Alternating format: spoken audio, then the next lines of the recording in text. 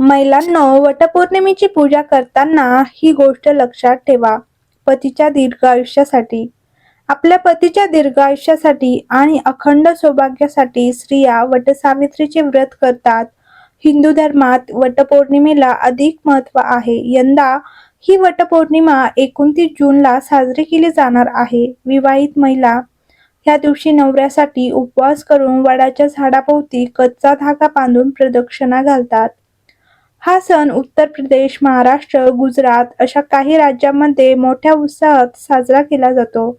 विवाहित महिला या दिवशी नवऱ्यासाठी उपवास करून वडाच्या झाडाभोवती कच्चा धागा बांधून प्रदक्षिणा घालतात. वटपौर्णिमेचे व्रत करताना महिलांनी काही नियम लक्षात ठेवणे गरजेचे आहे. या दिवशी महिलांनी काय करावे आणि काय करू नये हे जाणून घेऊया. तसेच पहिल्यांदा उपवास करत असाल तर तुम्ही या नियमांचे पालन करायला हवे आणि कोणती वस्तू घरी आणायची आहे हे जाणून घेण्यासाठी व्हिडिओ स्किप न करता शेवटपर्यंत नक्की बघा. वटपौर्णिमेचे महत्त्व स्कंदपुराण, भविष्यपुराण आणि महाभारत सारख्या ग्रंथांमध्ये या व्रताचे महत्त्व सांगितले आहे. हे व्रत विवाहित स्त्रिया किंवा वयात आलेल्या मुली करतात. हे व्रत पतीच्या दीर्घायुष्यासाठी, त्यांच्या प्रेमासाठी आणि नात्यासाठी केले जाते.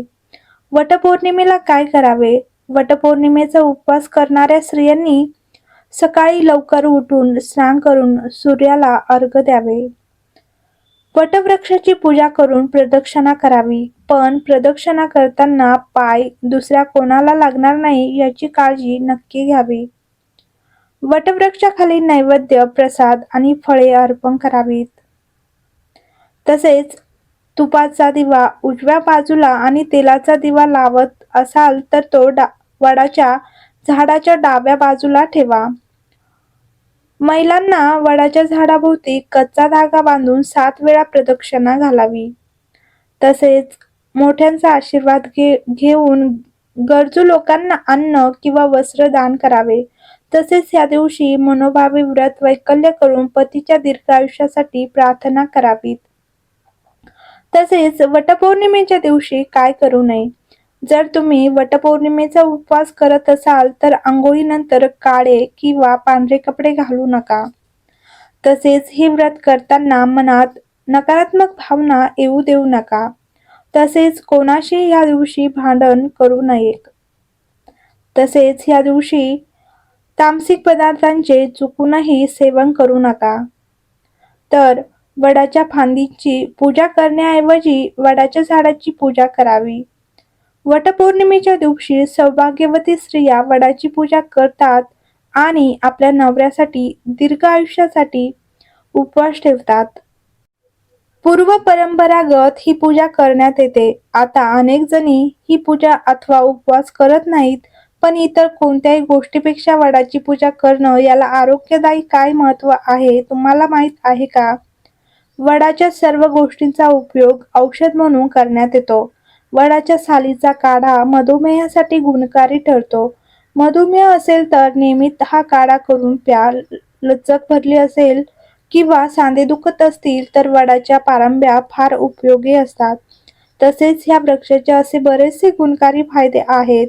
इतकंच नाही तर त्याचे केशवर्धक म्हणूनही वापर करतात. वडाच्या पारंब्या शिकेकाईमध्ये घालून पाणी उकळून त्या पाण्याने केस धुतल्यास केसांच्या वाढीसाठी उपयोग होतो. त्यामुळे वडाच्या झाडामध्ये पोषक तत्व असतात. तर केसांच्या समस्यावर ह्या वडाच्या झाडांचा अत्यंत रामबाण असा उपाय देखील आहे. केसांच्या समस्या तर प्रत्येकालाच असतात, त्यासाठी अनेक उपाय देखील केले जातात. पण त्यामध्ये जर तुम्ही वडाचा उपयोग करून पाहिलात तर तुम्हाला लवकर त्याचा परिणाम दिसून येईल. अनेक उपाय करून आपण थकतो. वडाची मऊ पानं काढा, ती व्यवस्थित वाटून घ्या. त्यामध्ये मोहरीचं तेल घाला.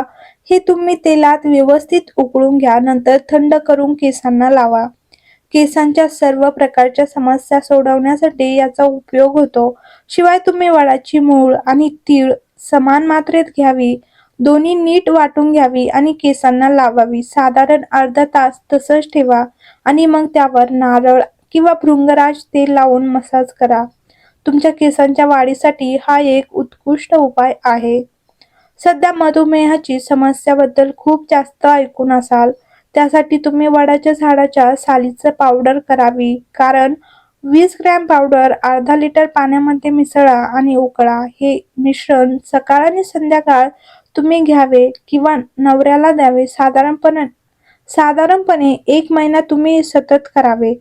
त्यामुळे तुमचा मधुमेह बरा होईल. मधुमेह हा सध्याच्या लाईफस्टाईलमुळे पटकन कोणालाही होतो. त्यामुळे तुम्हाला यापासून सुटका मिळवायची असेल तर तुम्ही नक्की वडाच्या सालीची पावडरचा वापर करू शकता. स्वयंपाकघरात तेल अंगावर उडून भासतं, पण त्यावेळी आपण पटकन जो उपाय सुचेल तो करतो. अशा वेळी तुम्ही त्वरित परिणाम होण्यासाठी दह्यात वडाची पानं मिसळून त्याची पेस्ट भाजलेल्या ठिकाणी लावावी. तुम्हाला त्वरित आराम मिळेल.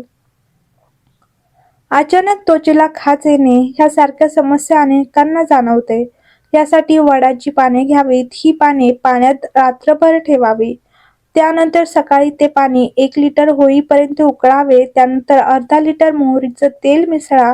या तेलाने मसाज करा. कुठेही खाज आल्यास तुम्हाला याचा वापर करता येऊ शकते. हा रामबाण उपाय केल्यास तुम्हाला आराम मिळू शकते. वडाचे फळ रात्रभर पाण्यात भिजवून ठेवावे आणि सकाळी रिकाम्या पोटी त्याचे सेवन करावे. रोगप्रतिकारशक्ती वाढते. वडाची फळे रोगप्रतिकारशक्ती वाढवण्यासाठी खूप मदत करतात. या फळात एक्सेन सारखे घटक असतात.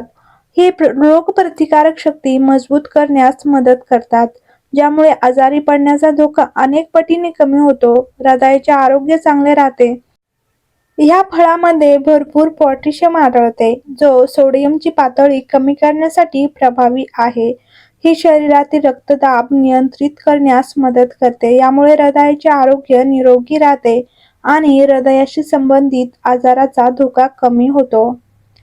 चेहरा उजळण्यासाठी देखील वडाच्या झाडाचा अत्यंत उपयोगी उपाय आहे. चेहरा उजळण्यासाठी तुम्हाला वडाच्या पानांचा उपयोग करता येईल. वडाची 5 ते 6 पाने घ्यावी आणि त्यामध्ये लाल डाळ मिक्स करून वाटून घ्यावी. लाल डाळ म्हणजेच मसूरची डाळ. त्यानंतर ही पेस्ट तुम्ही तुमच्या चेहऱ्यावर लावावी. तुम्हाला कोणत्याही प्रकारची त्वचेची समस्या असेल तर ह्यामुळे बरी होते. त्याशिवाय तुम्ही जर वडाची पिकलेली पानं, जास्वंदीची पानं आणि लाल चंदन पाण्यात एकत्र करून वाटलं आणि त्याची पेस्ट चेहऱ्याला लावली तर तुमच्या चेहऱ्यावरील डाग आणि पिंपल्स निघून जाण्यासही मदत होते. यामुळे तुमचा चेहरा अधिक उजळतो आणि चमकदार बनतो. तर तुम्हाला व्हिडिओ आवडला असेल तर लाईक करा, शेअर करा आणि चॅनलवर नवीन असाल तर चॅनलला नक्की सबस्क्राईब